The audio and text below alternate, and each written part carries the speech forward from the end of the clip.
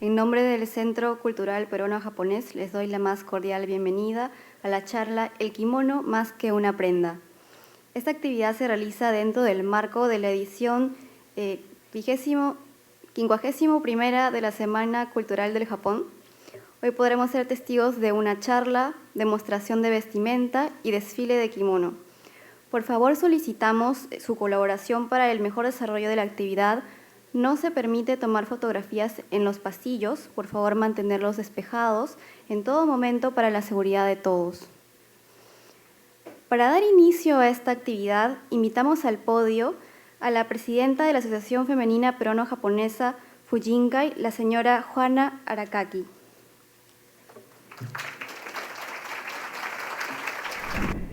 Reciban el saludo fraterno de la Asociación Peruano-Japonesa y la Asociación Femenina Peruano-Japonesa Fujinkai. Esta noche, como parte de la Semana Cultural del Japón, presentaremos la charla y demostración El kimono más que una prenda. Este evento se realiza además en un marco muy especial, ya que este 2023 estamos celebrando los 150 años del establecimiento de relaciones diplomáticas entre Perú y Japón. Gracias a ello, realizamos actividades como la que de hoy nos convoca, en la que busca celebrar este intercambio cultural y reforzar los lazos de amistad entre ambos países. El kimono, como bien dice el título, va más allá de una prenda, es una manifestación de folclore y de arte japonés que transmite identidad, cultura y valores estéticos y sociales. Esta vestimenta tradicional de Japón ha evolucionado junto con la moda y que hoy queremos que disfruten del desfile de diferentes tipos de kimono y que aprendamos juntos con la intervención de Kenichi Sato, diseñador de modas, y Roberto Higa, especialista en kimono, quienes nos hablarán de su historia, usos y origen. Tenemos el agrado de contar también con la participación de Keiko Kitsuta, coordinadora del elenco Kiku no Kai, APJ Nihon no Odori, quien nos brindará sus valiosos aportes sobre el kimono durante el evento. Para culminar, deseamos agradecer a los expositores y a las personas que tuvieron la gentileza de prestarnos los kimonos que vamos a poder apreciar en el desfile. Esperamos disfruten de esta presentación que estamos seguros que los deleitará. Muchas gracias. Domo arigatou gozaimasu. Ok, bueno, me presento nuevamente. Mi nombre es Kenichi Sato, soy diseñador de modas y en el 2021, hace 2 años más o menos, tuve la oportunidad de, por una beca del JICA, estudiar por un tiempo, un mes, 2 meses, sobre la historia del kimono, la artesanía, las técnicas, los teñidos, los materiales, etc. Y todo esto que engloba es esto tan rico que es el kimono, que simboliza realmente es un símbolo de la cultura japonesa y una prenda tradicional de Japón. Y antes de comenzar con esta charla, me gustaría definir esa palabra tradicional. ¿Qué es una prenda tradicional? La prenda tradicional es una prenda que no cambia con el tiempo o cambia muy lentamente. Es una prenda que cumple una función social, como el uniforme, como de repente las prendas religiosas, como las prendas de los curas, las prendas de los monjes budistas, etc. Rituales, ceremonias, etc. Después también nos remite bastante al pasado y se asocia con la cultura a una región específica. Entonces, bajo estas 4 definiciones, no tenemos dudas de que el kimono es una prenda tradicional. Pero me gustaría como ejercicio también definir la contraparte de lo que es la tradición, que es lo que yo estudié, diseño de modas, la moda. Y la moda en contraposición con lo tradicional se le da mucho más enfoque a la forma sobre la función. Quiere decir que la estética, la belleza, el querer destacar de repente por encima de otras personas, el querer ser parte de un movimiento, una tendencia, es más importante. La apertura al cambio. Sabemos por la historia de la moda, casi todos hemos visto cómo la moda ha cambiado por décadas en el último siglo, por ejemplo, la moda de los 20, la moda de los, por ejemplo, 50, que era todo ceñido en la cintura, y después en los 60, con la moda mod, también se endereza todo el cuerpo. Adopción de innovaciones tecnológicas. Siempre que aparece una nueva tecnología, la moda cambia, y la moda lo adopta. La moda es algo que adopta todo lo nuevo que se puede y siempre está enriqueciéndose. Realmente, actualmente, por ejemplo, tenemos primavera-verano, otoño-invierno como temporadas de la moda y ahora cada vez se están sumando más temporadas entre medio y es algo que está siempre moviéndose. La afluencia económica también es algo importante para cuando nosotros hablamos de moda, porque no podemos hablar de moda en un entorno donde no había una economía estable, por ejemplo, donde lo funcional primaría. Y el sistema de difusión también es muy importante porque no hay moda sin que algo se masifique, se comunique y se adopte masivamente entre varias personas. Entonces, bajo estas definiciones, yo también podría decir que el kimono es una prenda que tuvo moda, a pesar de que son palabras contradictorias y dentro de la historia rica que ha tenido esto por varios siglos, ha sido una prenda que evolucionó mucho con el tiempo y eso es lo que me gustaría compartirles con ustedes en esta breve charla. Para comenzar esta historia, comenzaríamos en la época Heian, que es una época de prosperidad y paz, en los años 800, después de Cristo. Y antes de esta época, Japón se había influenciado mucho por China. De China y Corea también había llegado, por ejemplo, el arroz, la cultura, la religión budista, la filosofía confucionista, la arquitectura, la artesanía, la escritura, la filosofía y casi todo lo que podemos contemplar de arte. La vestimenta también llegó de China. Y hasta antes de este periodo, la vestimenta era muy influenciada por el hanfu, que es la vestimenta tradicional china. Y a partir de esta época es cuando comenzamos a ver un poco más la prenda japonesa, el kimono o la estética que define realmente la indumentaria japonesa. Y la prenda más característica que podríamos decir es el yuni hitoe, que es lo que ven ahí, que significa literalmente 12 capas. Realmente no eran necesariamente 12 capas, podía haber 2, podía haber 20, podía llegar a pesar hasta 20 kilos, era una prenda muy pesada.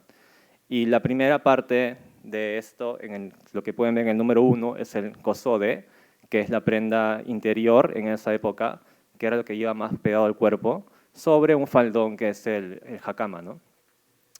Y realmente esa prenda que ven en el número 1 es el predecesor del kimono, que antes estaba cubierto por varias capas, los varios hitoes.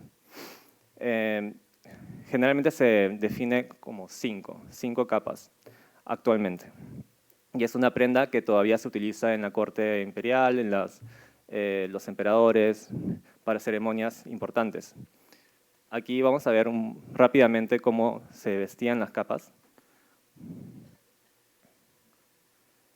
Entonces tenemos el faldón, que sigue por los varios capas de hitoes.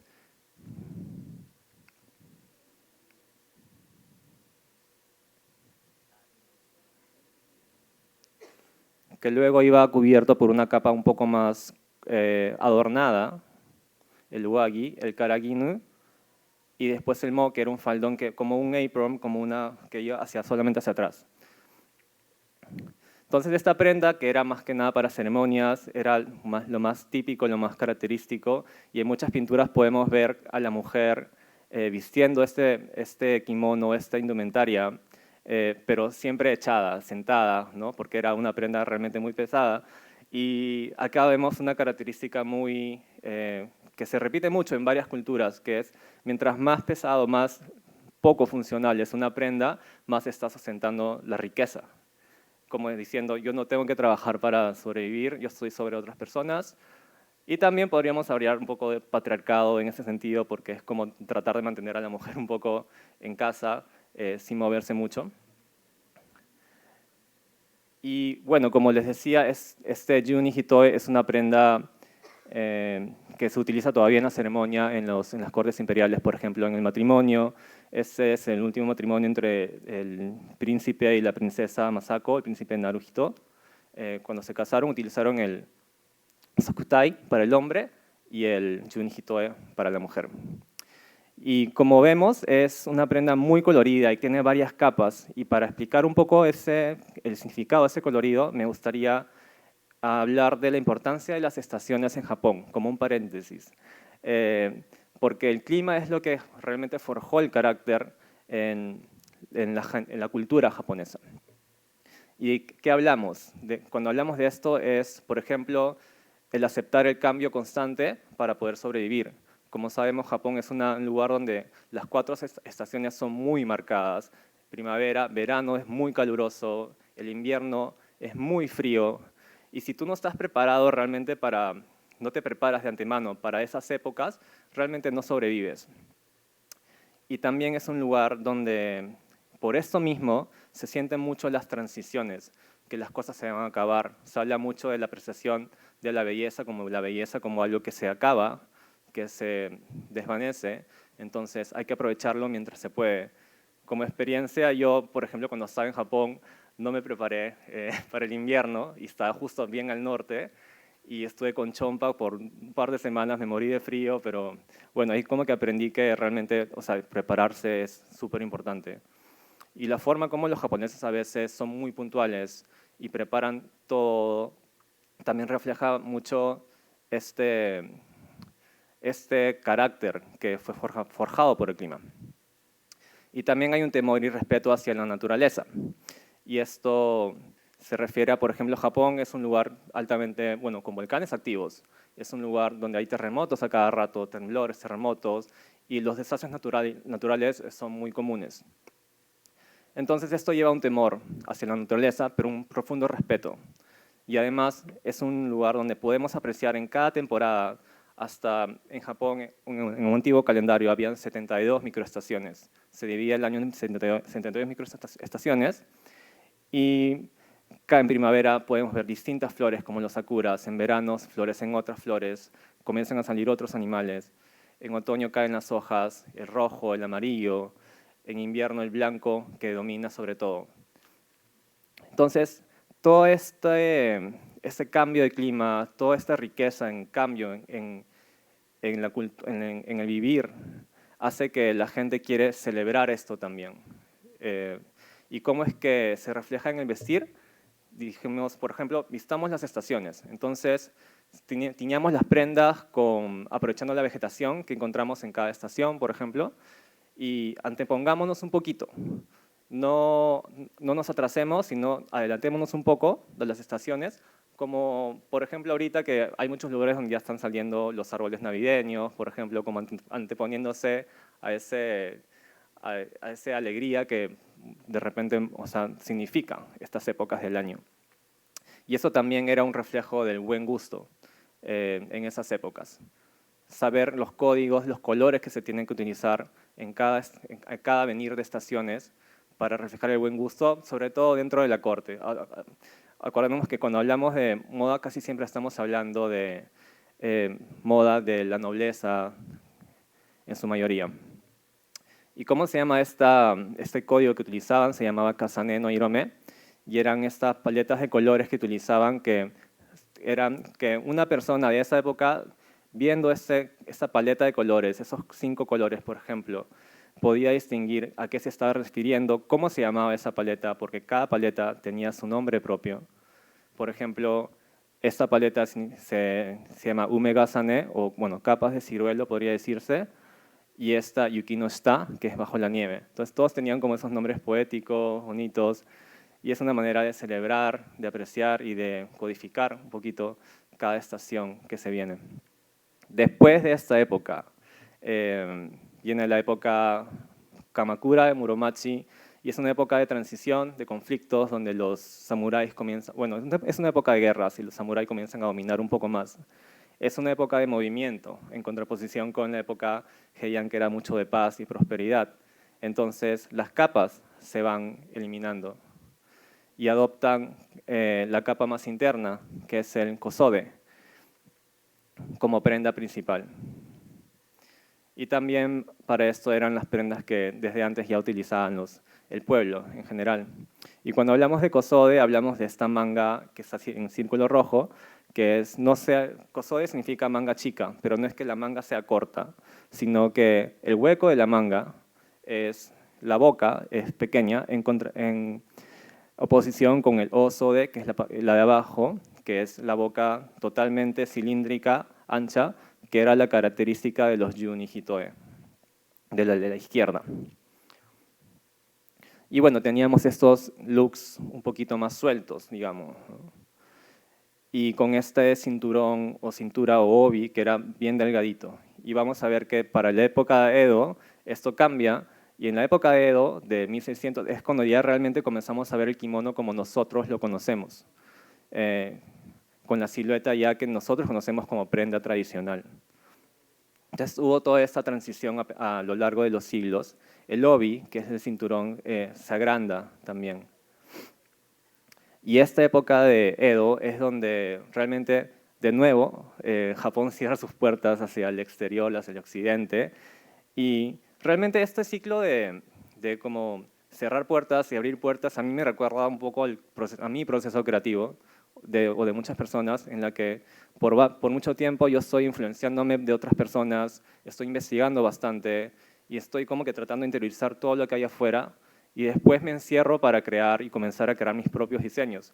Y esto de Japón, esa transición de Japón me refleja mucho eso y me parece muy bonito. Y es realmente en esos momentos de encierro en donde Japón comienza a crear esa estética típica, esa estética diferencial japonesa sobre los otros países asiáticos, que podríamos discutir que se parecen un poco, pero realmente el kimono se diferencia sobre los otros prendas. Una de las técnicas más importantes de esta época fue el yuzen. El yuzen es una técnica que se dice tenido por reserva, y quiere decir que se van a tapar ciertas zonas, bloquear ciertas zonas para poder pintar algo. Ahora lo vamos a ver en este video corto. Y el yuzen realmente es muy característico de esta época porque hasta antes de eso, en la época de Edo, los samuráis tenían el poder y la nobleza. Bueno, antes de eso quiero explicarles un poco lo que estamos viendo, que es que el yuzen es una técnica que incluye varios artesanos. En esta parte están colocando el pegamento, que es la parte donde se van a bloquear, se va a bloquear la tela para que en esos lugares donde se está pegando la goma no ingrese la tinta. Y antes de eso ha habido un proceso de dibujo sobre la tela, y antes de eso hay un artista que boceteó y dibujó el arte. Entonces es un proceso que conlleva muchos artistas y puede llevar meses hasta de repente años hacerlo. Depende de la complejidad del diseño. En este momento otro artesano está viendo los tintes para ver los colores correctos y va a aplicar el teñido general, que es todo el fondo de la tela. Entonces, ha habido como dos procesos de gomado. Uno, no sé si lo llegaron a ver con el color azul, que eran las líneas delgadas, y otro con un color más cremoso, lechoso, que era una cobertura general de todas las partes que iban a ser pintadas después. Y ahorita lo está mojando como una preparación. Eso también llegué a hacerlo cuando estaba en Yamagata, y es bonito porque estiran la tela con pedazos de bambús y con alfileres incrustados. Entonces, era una forma muy novedosa que nunca había visto aquí, por ejemplo, de extender una tela. Y aquí están haciendo el degradé típico del Kyoyuzen. Kyoyuzen es el yuzen típico de Kioto. Y es una técnica que requiere muchos años en aprender y necesitas mucha rapidez y mucha precisión para no equivocarte y que no se formen veteados o imperfecciones en la tela. Y una vez que ya hiciste esa parte, eso pasa por un proceso de fijado, de secado, y después, cuando ya se ha quitado la primera capa de goma, va otro artesano que es el especialista en pintar los detalles, las flores, los motivos, distintos motivos, que esta parte se llama Sashi Yuzen. Y de nuevo son técnicas que requieren muchos años en aprenderse, son varias personas que pasan realmente pasa por distintas manos. Entonces, si te equivocas en una parte, bueno, malograste el proceso de varias personas atrás tuyo. Entonces, es una responsabilidad y es una carga bastante fuerte. Y para esto me gustaría comentar que también son técnicas, las artesanías, que realmente están en decadencia, porque cada vez hay menos demanda por kimonos nuevos, menos demanda por artesanía o por las técnicas ancestrales, y muy poca gente quiere adoptar estas nuevas técnicas porque realmente no es algo que económicamente sea tan viable, digamos. Bueno, aquí están aplicando goma para colocar láminas de oro.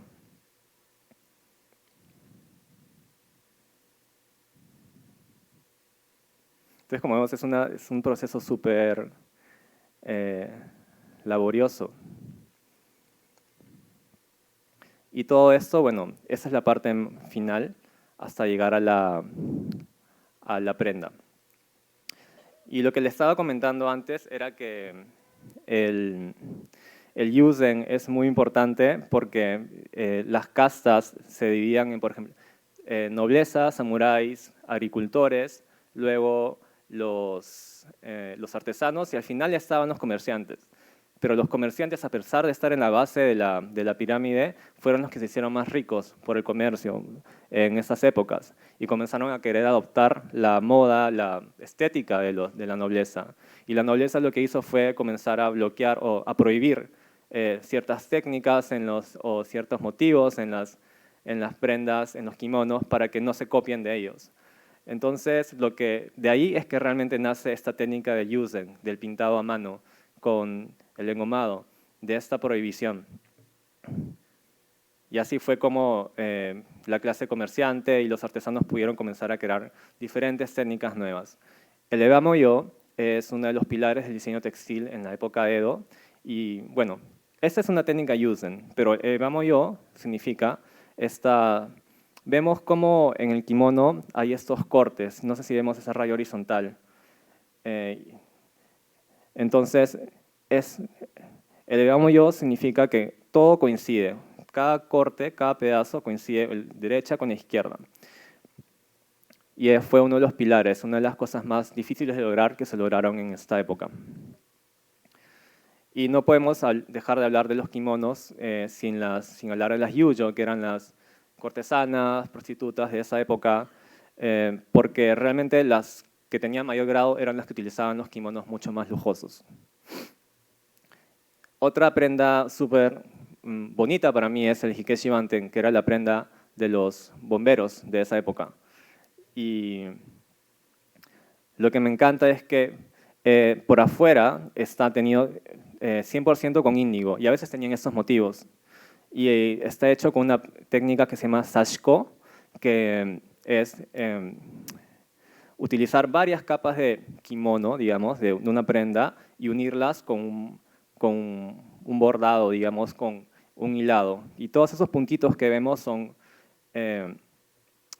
como pespuntes del hilo. Entonces, por afuera es así un poco más, digamos, sobrio, y por adentro estaban todo el arte un poco más exuberante, más que reflejaba mitologías, reflejaba el ukiyo-e de esa época, el arte popular de la época también, por ejemplo. Entonces eran uno de los kimonos más vistosos para hombres. Otros de los pilares que podemos hablar del kimono es el teatro no, donde realmente están las prendas más caras actualmente. Una prenda puede llegar desde los 7.000 hasta los 100.000, 200.000 dólares, depende de la laboriosidad. Y realmente es un reflejo de la alta costura europea, que pasa por muchos artesanos. Esta técnica se llama nui-haku, que es una combinación de bordado con pegado de láminas de oro. Está 100% cubierto de láminas de oro y es una de las prendas más lujosas que se puede encontrar dentro del kimono. Este también es otro ejemplo del nui-haku con otros motivos.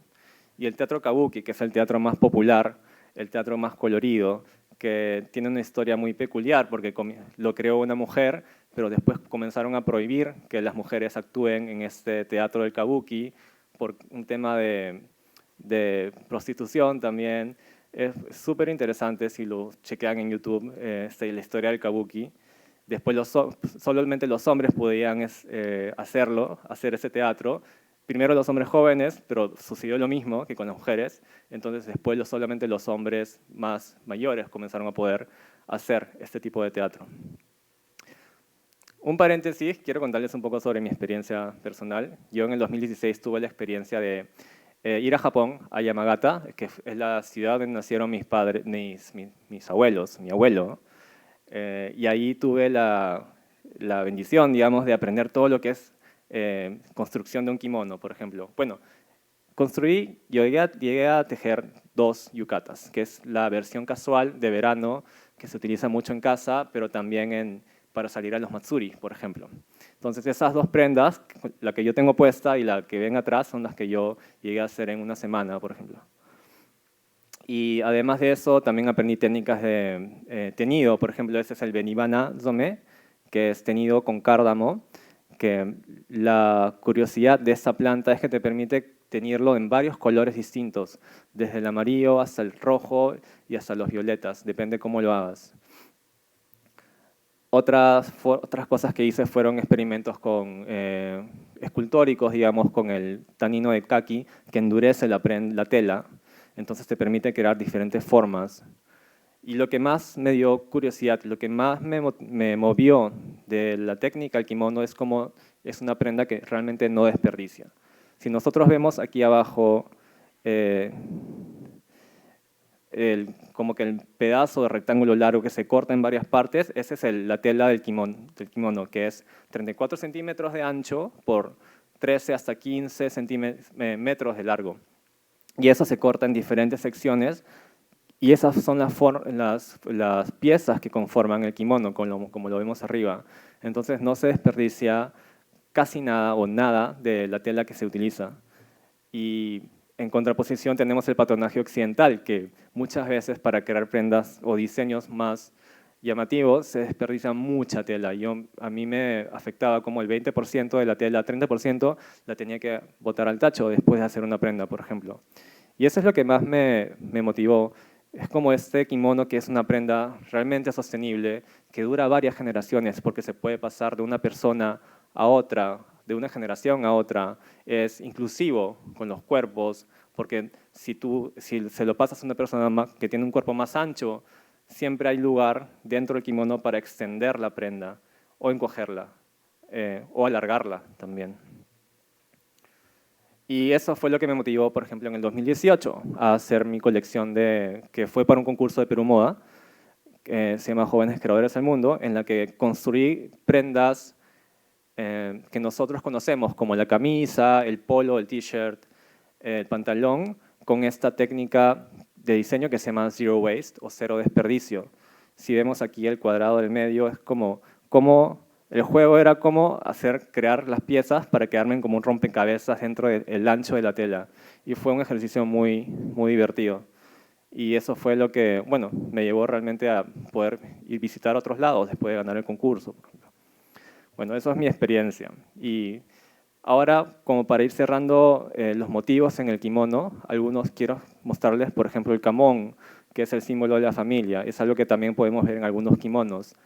El mío, por ejemplo, el de Sato, es que es el Sagari Fuji, el Fuji o la wisteria que está descendiendo.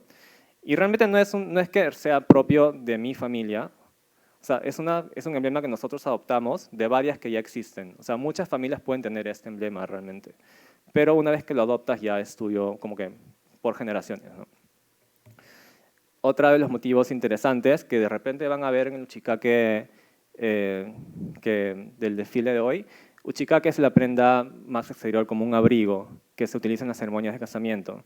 Es el Horai Moyo. Horai Moyo se refiere a esta combinación de varios motivos que reflejan la abundancia, la buena fortuna.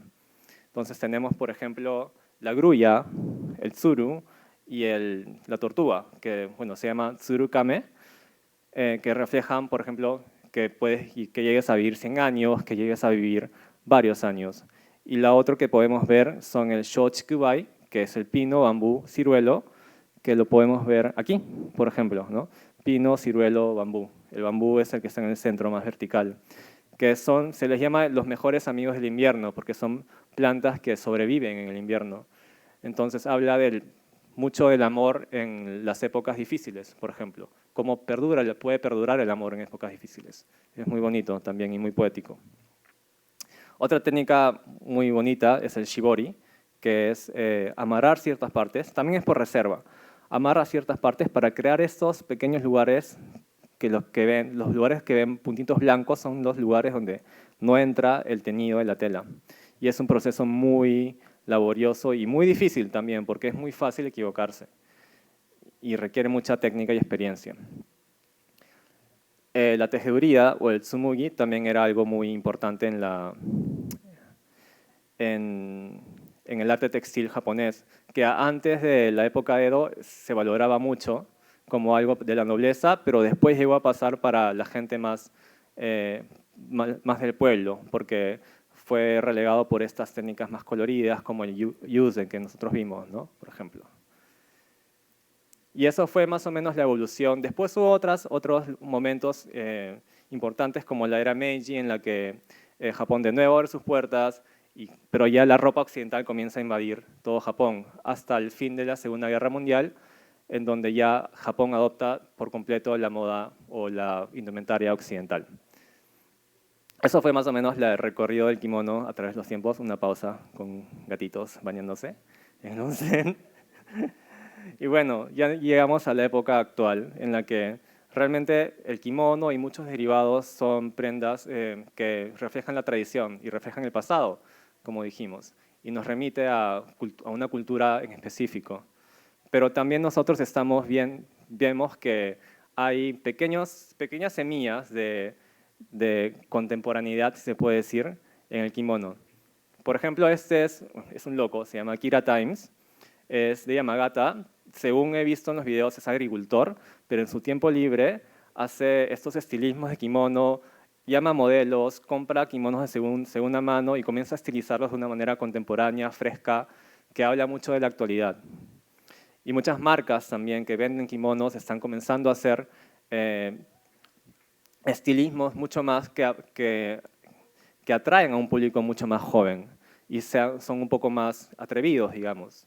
Artistas que están utilizando el kimono como canvas para crear prendas con diferentes materiales. Por ejemplo, este está 100% hecho con cuero reciclado, que era un cuero que se estaba desperdiciando en un taller en Japón, por ejemplo. O artesanos más tradicionales que igual ya están comenzando a utilizar sus técnicas, pero con motivos más contemporáneos y que habla mucho del diseño japonés, por ejemplo. Kimonos más para jóvenes que combinan ropa occidental con motivos como el plátano, que puede ser más divertido. Diferentes detalles que son también más modernos. Ahí tenemos el perrito, que parece como, bueno, como la obra de Jeff Koons, ¿no? El perrito hecho de globos inflado. Combinación de ropa de hombres tradicionales con modernos, por ejemplo, que realmente si es que uno los viera caminando por la calle, se ve contemporáneo, se ve moderno, se ve actual, se ve fresco. Depende mucho también de cómo estilizas la ropa para que algo cambie. Kimonos que dividen, o sea, que borran la línea entre lo occidental y lo oriental, por ejemplo. Son ejemplos un poco más, entre comillas, tradicionales todavía, pero en la moda, en la actual moda, hay mucha influencia del kimono. El kimono es un motivo que se utiliza en varias ocasiones y un diseñador casi siempre algún momento va a utilizarlo o va a hacer una colección alrededor de eso. Por ejemplo, tenemos Undercover, que es una de mis marcas favoritas, que utilizó la ropa de los monjes budistas y el kimono en sí para crear toda una colección. Thom Browne, que es también uno de los diseñadores más importantes de la actualidad, creando una colección entera en base al kimono. Y a mí no me gusta mucho lo que hizo esta vez, se ve bien alegórico, pero se ve también el respeto que él tiene sobre la técnica, porque él trabajó muchos años en Japón también.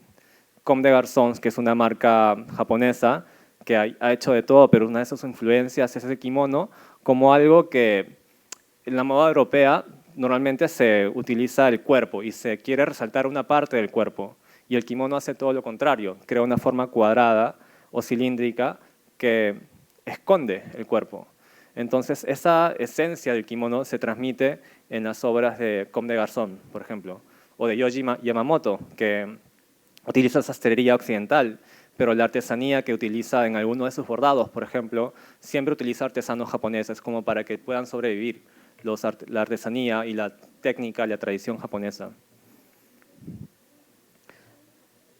Otros diseños alegóricos de Christian Dior, John Galliano en los 2000, Gucci ahora en 2023, que esto más refleja no tanto Japón, sino la interpretación occidental de Japón con el japonismo que sucedió en los años, en el siglo XIX, que justo es la época Meiji en la que Japón abre sus puertas, se comienzan a importar muchas prendas japonesas a Europa y la gente lo utiliza como puede, ¿no? Como batas, como disfraces, etc. Entonces es como esa reinterpretación occidental de una prenda oriental.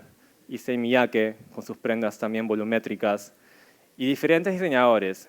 Entonces podemos hablar realmente de que el kimono actualmente ha quedado como un símbolo japonés tradicional, pero también como un símbolo que evoluciona dentro de la moda, como un lenguaje propio, que nos remite un poco al Japón, pero también nos remite a todo esto que podría decirse de la sostenibilidad, por ejemplo, la holgura, la inclusividad, el no desperdicio, el hecho de reciclar las cosas, por ejemplo, porque la prenda japonesa es algo que puede durarte varias generaciones y una vez que ya no lo puedes utilizar como sábanas de colchón o cortarlas y al final podrían servir de trapos. Entonces, toda esa cultura de mottainai, ¿no? que es como que no querer desperdiciar, también se transmite y se sigue transmitiendo en la moda actual. Entonces, para terminar, quería decirles eso, que el kimono es una prenda tradicional, pero también es una prenda que todavía sigue viva en la indumentaria actual. Eso es todo. Gracias.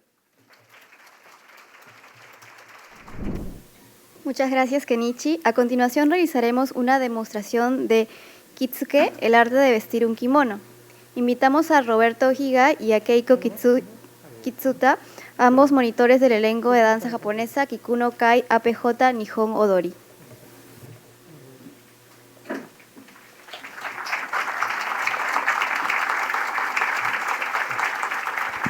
Hola, hola, buenas noches. Minasan, ¿cómo va?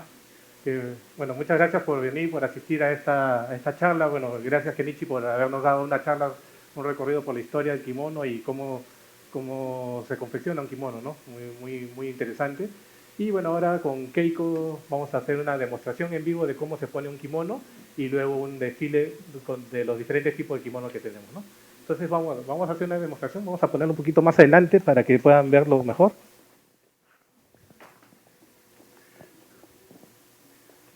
Listo. Ok, bueno, siempre para poner kimono usamos un tapete, una alfombra, algo para no ensuciar el kimono. Bueno, como lo mencionó Kenichi, el kimono es una prenda que dura bastante tiempo, ¿no? Pasa de generación en generación y es por el cuidado que se le da, ¿no? Entonces, uno de esos cuidados es que a la hora de poner el kimono, que no tenga contacto con el piso porque puede estar sucio y mancharse, ¿no? Entonces, lo que estamos es poniendo esta alfombra, una esterilla, ¿no? Y bueno, vamos a empezar con la demostración. Entonces, para eso queremos invitar a Hikari Hoshi para que nos pueda ayudar con el... Ok, listo. Sacamos el Dori. Ok, ese es. Listo. Ese es. Ok, bueno, Hikari ya está puesto, lo que está llevando es la ropa interior, lo que se llama el Naga Yuban, ¿no? Que es, bueno, viene a ser como una ropa interior, ¿no? Y es para que el kimono no tenga contacto directo con la piel, ¿no? Por ese motivo también se cuida mucho para que el sudor de la persona no manche el kimono y no se tenga que lavar, ¿no? El kimono generalmente no se lava, ¿no? O sea, tiene que pasar muchas usadas para recién después lavarlo, ¿no? Entonces es por el cuidado que se tiene es que no requiere ese lavado, ¿no? Entonces ahorita está usando el Naga Yuban que prácticamente cubre todo el cuerpo y el kimono no tiene contacto, ¿no? Entonces, ahora lo que vamos a hacer, lo que va a vestir, lo que va a usar Hikari es un furisode, que es el kimono por excelencia, el kimono formal para las solteras, ¿no? Se caracteriza porque tiene las mangas largas, ¿no? Son las mangas largas que muchas veces en algunos casos llegan hasta el tobillo, ¿no? Entonces esto, vamos a ver. Ok. Listo. Y generalmente también para el tema de vestir el kimono, siempre lo recomendable es hacerlo de 2 personas, porque una va viendo la parte de adelante, lo ponemos un poquito más adelante, una persona va arreglando la parte de adelante y la otra persona va arreglando la parte de atrás, ¿no? De esa manera se puede trabajar mucho mejor el tema del colocar un kimono. Entonces, bueno,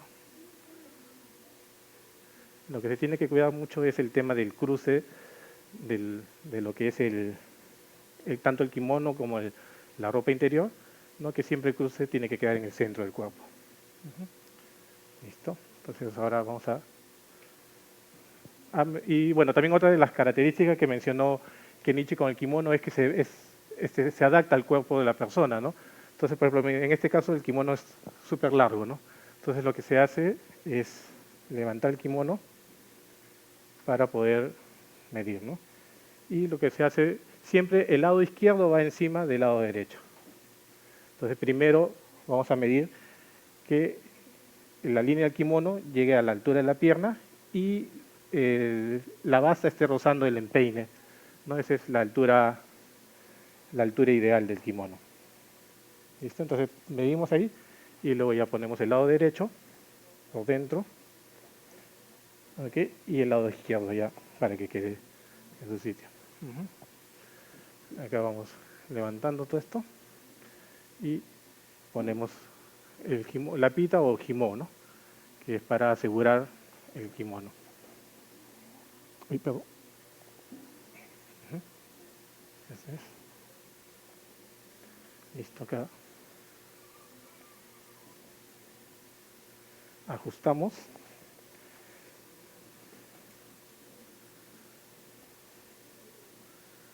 Ok, y hacemos un nudo.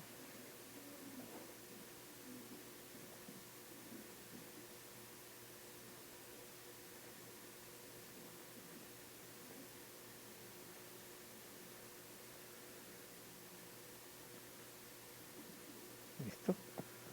Ok. Y ahora lo que vamos a hacer es también vamos acomodando esta parte de acá adelante. Y por ejemplo, en el caso de los kimonos de las mujeres tienen una abertura grande acá, porque uno puede meter la mano para ir acomodando. O sea, lo que tiene que quedar acá es planito y queda como 2 piezas, como si fueran 2 piezas, ¿no? Como si fuera una falda y una blusa. Entonces esto lo que hay que hacer es ir todo lo que estaba acá arrugado, lo voy sacando, lo voy jalando y vamos metiendo la mano para que esto quede planito, porque muchas veces queda todo arrugado así, pero esto lo que se tiene que hacer es lo más plano posible, ¿no? ¿Okay? Igual en la parte de atrás, giramos acá, igual en la parte de atrás también, ¿no? Se forma como si fueran 2 piezas. Y todo y si queda muy ancho, todo lo vamos escondiendo acá. Lo vamos metiendo para ir ajustando al cuerpo de la persona, ¿no? Entonces, listo. Giramos nuevamente. Gira. Aquí es. Listo, regresamos nuevamente acá. Y ya una vez que hemos ya doblado el kimono, o sea, ya visto que quede acá el cruce en el centro, y hecho este doblez de acá, ponemos otra pita para asegurar.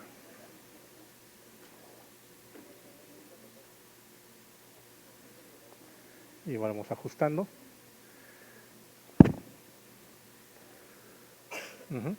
Y mira, vamos ajustando, también se va acomodando para que el kimono quede ceñido, ¿no? Que en su sitio. ¿Listo?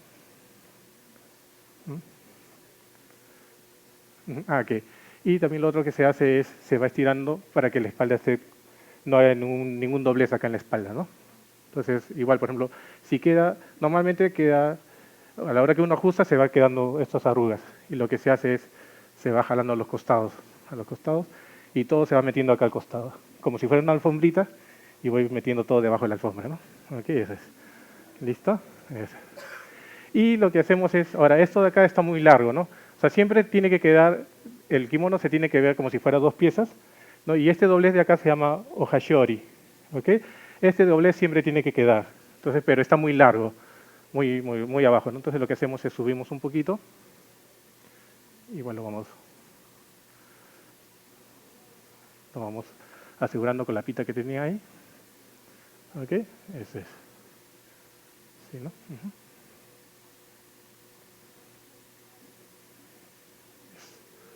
Listo. Y ponemos otra pita más, que esto de acá ya es más ancho, que se llama datejime, ¿no?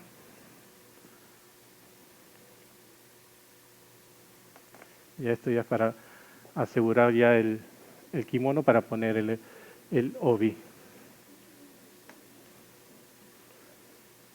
Si acá se usa un montón de lo que le llaman himo, que es para ir ajustando, ir adaptando el kimono al cuerpo de la persona, ¿no? ¿Listo? ¿Ok? Y ahora sí ya ponemos este es todo completo, ¿no? Ok. Y este es el obi. Por ejemplo, esta característica, este es un obi muy especial porque generalmente los obi está tejido por un solo lado. Este de acá está tejido por los dos lados, ¿no? Este es un obi muy especial y muy fino, porque normalmente, como le digo, solamente tiene una cara nada más, ¿no? Ok. Entonces nos podemos dejar de costado para que puedan ver. Lo que vamos a hacer es más o menos ese es el largo que se debe dejar. Ahí. Listo. Y ya está. Y comenzamos a envolver.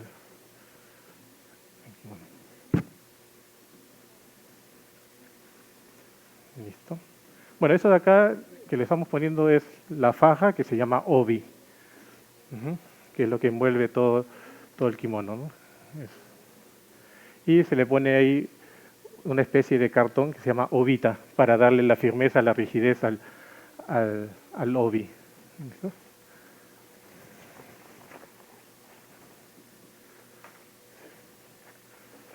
Uy, ya está. Sí. Y acá comenzamos a ajustar. Bueno, atrás también se le pone un obita para que quede bien armado también, ¿no? Y hacemos un ajustón acá. Listo. Y luego podemos ir el obi primero va a la mitad, se dobla a la mitad. Y luego lo que podemos hacer de acuerdo al cuerpo de la persona, podemos abrirlo un poco. Sí, ya está. Sí, listo. Ese es.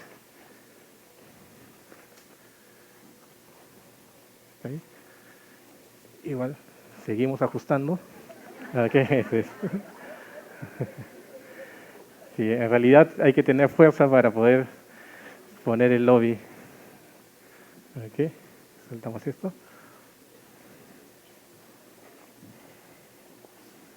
Listo.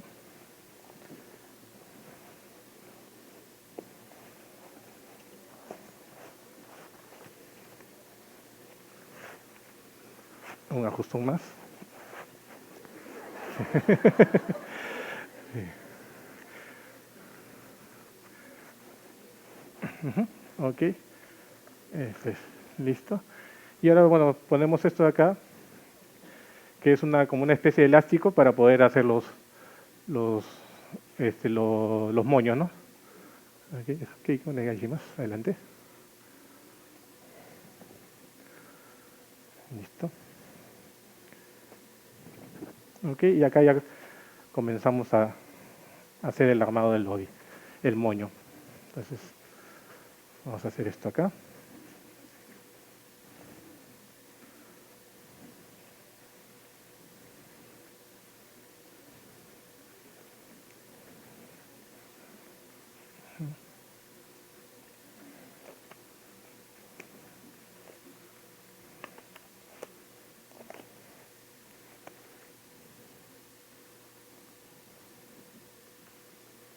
Y voy usando el elástico para poder ir asegurando cada moño que se va creando.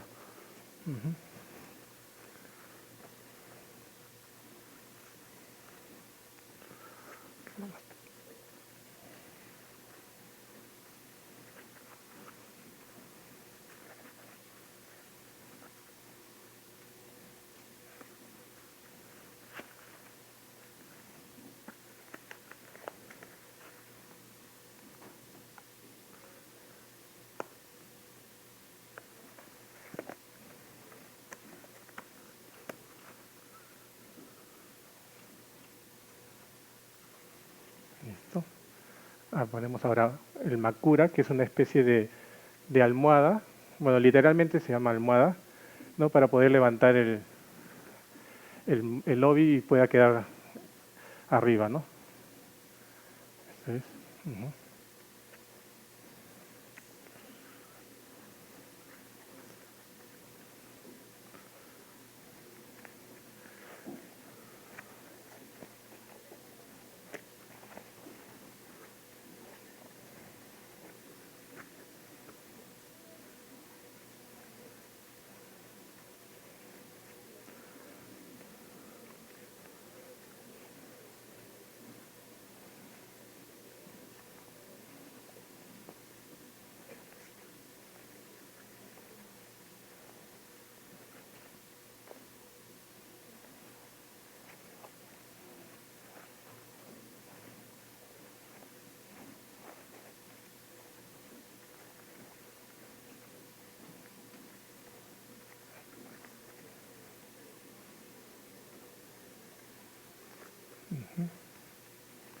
Ok, y finalmente lo que vamos a poner es una cuerda que se llama obijime. Sí, bueno, no sé si llegaron a contar cuántas pitas se han usado.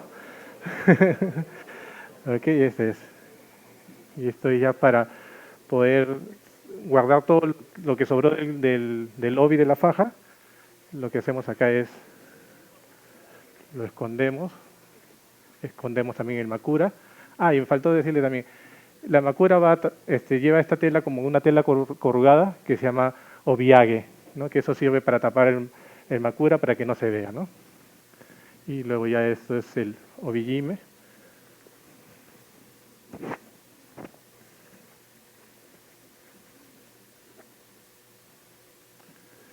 Ok, con el está el obijime.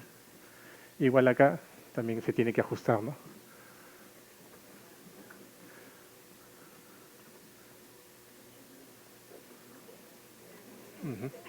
Sí. Como le digo, sí hay que tener fuerza para poner un kimono. ¿Listo? Y se hace ahí también un pequeño nudo.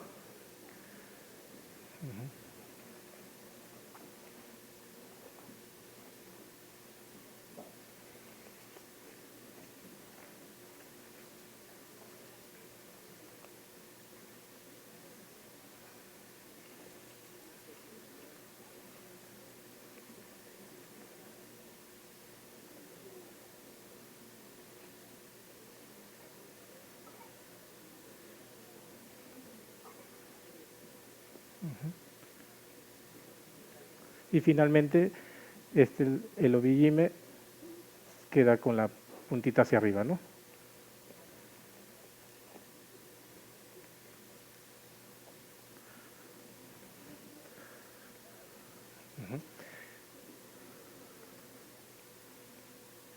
Ahí está. ¿Ok? Y acá siempre se tiene que notar el ohashiori, siempre se tiene que notar, ¿no? Debajo de la faja se ve esta parte de acá que es el ohashiori. ¿Listo? Y acá atrás pueden ver cómo quedó el moño. No sé, ya eso es, ya dependiendo de cada uno, el gusto de la persona que está poniendo, ya le pone diferente forma, ¿no? Ahora cuando vean el desfile, todos los kimonos tienen diferente obi, ¿no? Diferente manera de atar. ¿Listo? Y eso es, bueno, como queda. En primer lugar, invitamos a Hikari, que bueno, ya la vieron, pero queremos que nos desfile. Un aplauso para ella. Como le dije, ella está vistiendo un kimono furisode, ¿no? Que es el kimono formal para las solteras. No, este es exclusivo para las solteras y lo que destaca es la manga larga que llega hasta, bueno, muchas veces llega también incluso hasta el tobillo, ¿no? Ok, eso es. O sea, esa es Hikari Hoshi. Ok, eso es. Eso es, muy bien. Muchas gracias. Ok. Gracias, Hikari. Listo. Y ahora también queremos invitar a Naomi Higa, que está vistiendo un hirotome sode, ¿no? Ese es otro tipo de kimono, ¿okay? Que en este caso es normalmente para las personas casadas, ¿no? Las señoras casadas. Bueno, Naomi es soltera, por si acaso. Okay, pero ahorita está luciendo un kimono de casada que se llama hirotome sode, ¿no? La característica principal de los hirotomesode es que llevan el diseño, es abajo, en la parte inferior del kimono, y la manga es corta, ¿no? Ahí sí podemos mostrar, Naomi, las mangas, ¿okay? Son mangas cortas, y la forma de atado del obi se llaman otaiko, que es una forma rectangular, que eso sí, en el caso de las casadas, solo pueden usar ese tipo de obi, ¿no? de manera atada. Sí, en el caso de la soltera, sí, diferente tipo de moño, pero en el caso de casada, sí, es el otaiko. Gracias Naomi. Okay.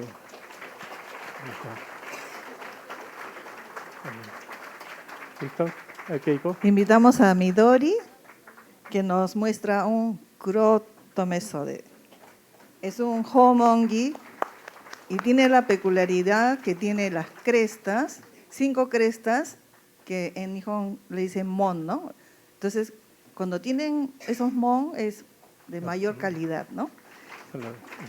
Y eso solamente utilizan las señoras casadas. Es un color negro que ya no se puede volver a manchar con otro color. Por eso se llama kurotomesode y especialmente para casadas. Y este kimono es especial para señoras, para un matrimonio, mamá de novios o hermana de, ¿no? O las tías, ¿no? De los novios.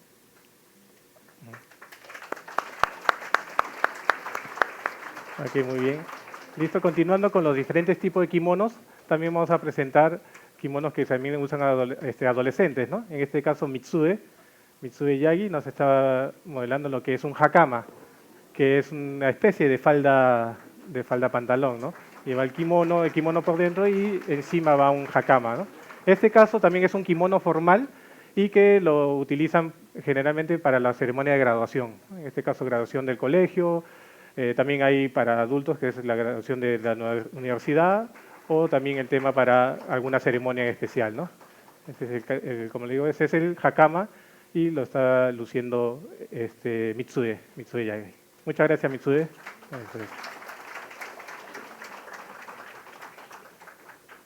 Ahora invitamos a Mariana. Este es un traje típico que las niñas utilizan para Shichi-Go-san, que es una celebración donde normalmente en mes de noviembre los padres los llevan a los niños de 3, 5 y 7 años a los templos para pedir por la salud, ¿no? y que crezcan sanos. Listo. Ok, como ven, hay diferentes tipos de kimonos. Aparte No. tiene un peinado especialmente para Ok. las niñitas de esa edad. Sí, muy kawaii con Mariana. ¿Listo? Bueno, ahora vamos a también tener una serie, 4 kimonos furisode, que son los kimonos, como les había mencionado, por excelencia para las mujeres solteras, ¿no? Que normalmente lo usan para la ceremonia de graduación o matrimonios también, ¿no? Entonces, en este caso vamos a presentar a Natsumi Yara, que está vistiendo un furisode en tonos, fondo crema y tonos rojos, ¿no? En este caso tiene son diseños de flores, y son las flores de Ume, ¿no? De ciruelo. Ok, eso es. Y podemos ver ahí el tema del obi, que es diferente, ¿no? Es diferente al obi que le hicimos a Hikari, ¿no? Entonces son, como digo, diferentes tipos de moños que se pueden hacer. Gracias Natsumi. Ahora invitamos a Abby, también con otro furisode.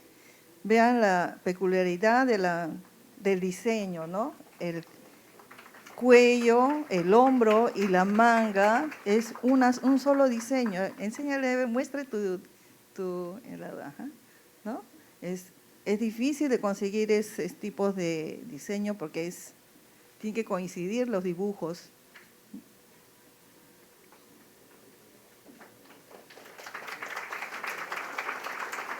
También es otro tipo de amarrado atrás, el obi. Dependiendo del largo de obi, se puede hacer muchas formas. Ok, y a continuación tenemos a Chiara Villanella, okay, que también está vistiendo un furisode ¿no? Es un furisode de fondo crema y tonos naranjas o palo rosa, ¿no? En este caso también ese kimono de acá tiene bordado, los diseños están bordados, no están estampados, ¿no? Por lo cual lo hace un kimono muy especial. En el caso de mencionarle que Kiara es la Miss Teen University, ¿no? Ha sido elegida la Miss Teen University y la otra semana está representando al Perú en el concurso que se va a realizar en Colombia. Así que le deseamos todos los éxitos a Kiara en este concurso, que sé que nos va a representar muy bien. Gracias, Kiara. Ahora invitamos a Camila. Ella es Miss International en Japón, que fue hace poco y quedó como segunda finalista. También nos muestra un furisode muy lindo, color turquesa. Y el diseño de obi también muy bonito. También es un kimono bordado totalmente.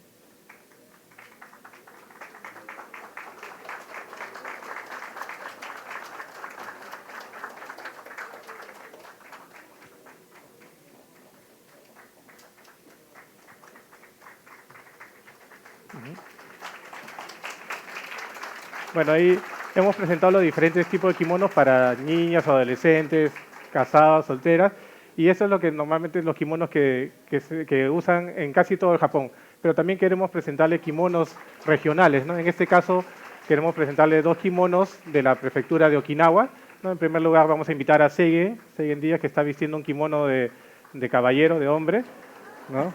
Okay, que es una alegoría a los kimonos que usaban la corte imperial cuando Okinawa era el reino de Ryukyu, ¿no? Lleva un kimono muy elegante y también tiene una característica muy especial del gorro que lleva en la cabeza, ¿no? Que se llama hachimachi, ¿no? Y que es los gorros que usaban la corte imperial del reino de Ryukyu. Eso. Okay, eso es. Gracias, Seigen. Ahora presentamos a Chiemi, también con un traje típico de Okinawa. Es el wataji. Y ese kimono está teñido con la técnica de Bingata. Lleva puesto un kakan, que es el faldón blanco, lisado, y como un blusón que se llama dujin. Encima, sobre su cabeza lleva el hanagasa, y en sus manos está llevando el yotsudake. Es un baile tradicional, clásico, que antiguamente se bailaba en la corte imperial también.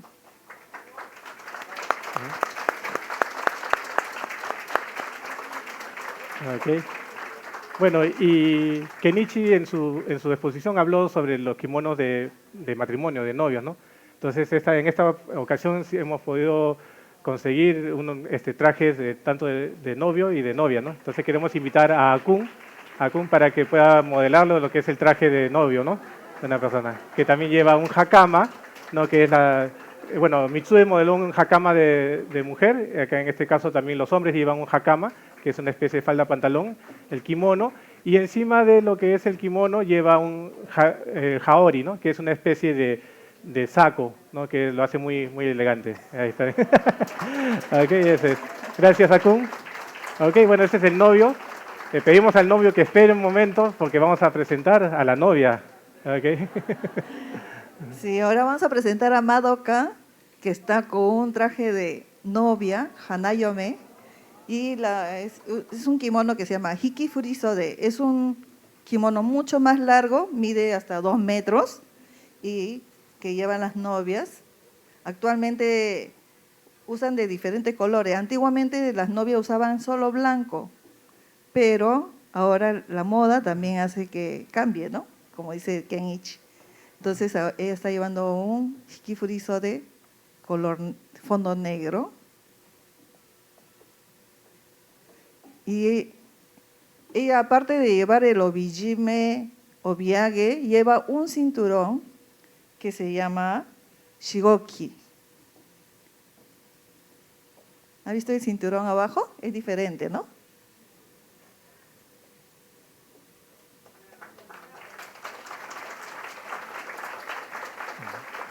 Gracias, Madoka. Ok, listo. Ok.